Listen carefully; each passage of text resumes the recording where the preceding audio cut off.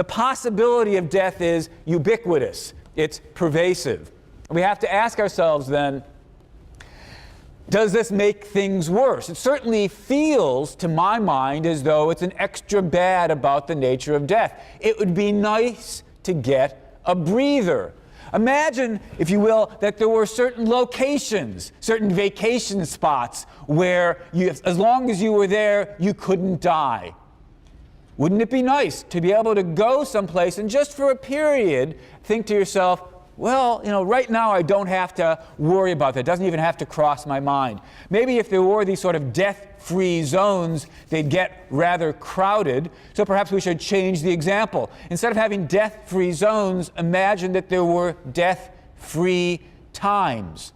Just suppose, for whatever reason, nobody could die between 12 and 1. You could just sort of put it out of your mind. Wouldn't that be nice? All right, 1 o'clock, you take the mantle back on, but wouldn't it be nice to just have a certain period of time every day when you didn't have to even have it be so much as a remote possibility?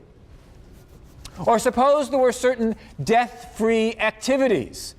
Maybe reading philosophy would be something that as long as you were doing it, you couldn't die, or as perhaps some religious traditions might have taught, as long as you were engaged in prayer, you couldn't die. Wouldn't that be nice? Or turn the entire thing the other way around. Suppose that most times and most activities were death-free, but certain activities introduce the possibility of dying.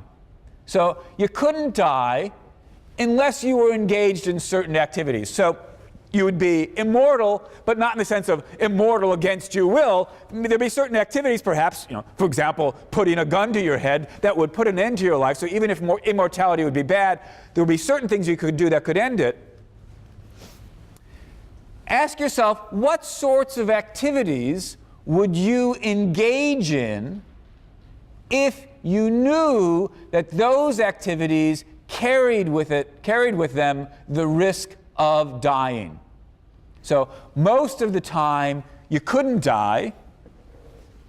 What things would be so important to you that you'd be willing to suddenly risk death for the sake of doing those things? You like art. Is art important enough to you that you'd be prepared to look at a masterpiece if you knew that while you were enjoying it, you could die, but that wouldn't happen otherwise? Is sex great enough that you'd be prepared to run the risk of dying while you were engaged in sex? Again, it's a nice lens for asking yourself, what are the things that are most valuable to you, by asking which of them are so valuable you'd be prepared to do them even if they would introduce what isn't otherwise there, namely the risk of death.